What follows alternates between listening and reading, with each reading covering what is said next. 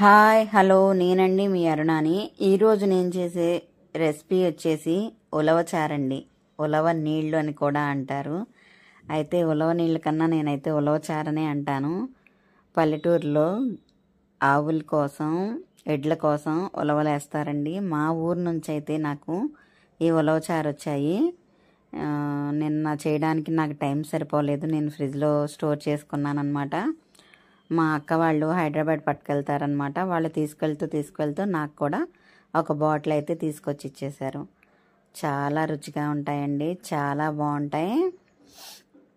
అయితే ఊర్లో పల్లెటూరులో ఉన్న వాళ్ళకి తెలుస్తుందండి వీటి గురించి.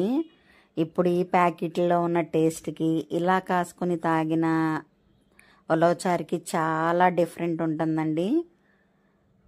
అది పల్లెటూరులో ఉన్న వాళ్ళకి మాత్రమే తెలుస్తుందండి. ప్యాకెట్ ఉలవచారు తిన్న వాళ్ళకి ఈ టేస్ట్ మాత్రం అస్సలు తెలీదు. నేనైతే ఖచ్చితంగా చెప్తున్నాను అనమాట. ఇదిగోండి, దీని ఎలా ప్రిపేర్ చేస్తున్నానంటే ముందుగా తాలింపు వేసుకున్నానండి. ఉల్లిపాయ, పచ్చిమిరపకాయ, టమాటా ఇవి కాస్త మగ్గనిచ్చాను.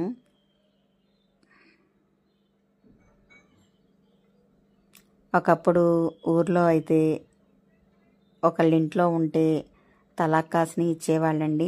తర్వాత ఇప్పుడు అమ్మడం మొదలుపెట్టారు.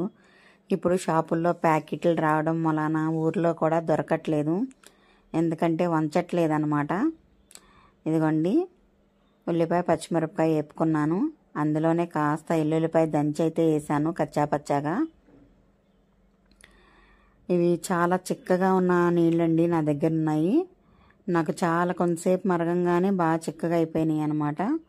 ఇదైతే మాత్రం ఉల్లిపాయ పచ్చిమిరపకాయ వేగిన తర్వాత నేను డైరెక్ట్గా బాటిల్ ఇందాకే తీసి బయట పెట్టుకున్నానండి, కూలింగ్ పోతుందని చెప్పేసి. అది సుమారుగా అవుతాయని నేను గిన్నెలో పోసుకున్నాను అనమాట.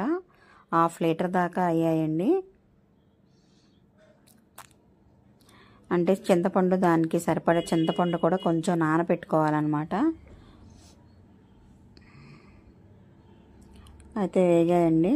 వేగిన తర్వాత ఇప్పుడు నేనైతే ఉలవచారు చూడండి చాలా చిక్కగా ఉన్నాయి అన్నమాట.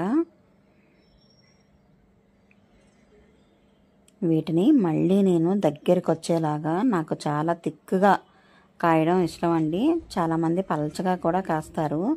ఇందులోనే కోడిగుడ్లు కూడా వేస్తారండి, చాలా బాగుంటుంది. మా నాయనమ్మ చేసేవాళ్ళండి. సరే, ఇప్పుడు నేనైతే కోడిగుడ్లు అయితే వేయట్లేదులే, కానీ మామూలుగా మాత్రం నేనైతే కాసేస్తున్నానండి.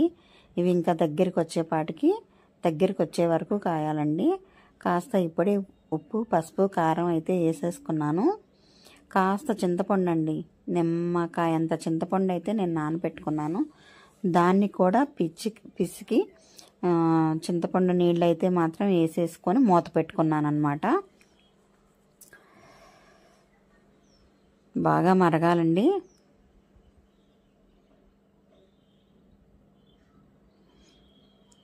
బాగా దగ్గరికి వచ్చేస్తాయండి. టేస్ట్ అయితే మాత్రం చాలా బాగుంది, మంచి వాసన వస్తుందన్నమాట.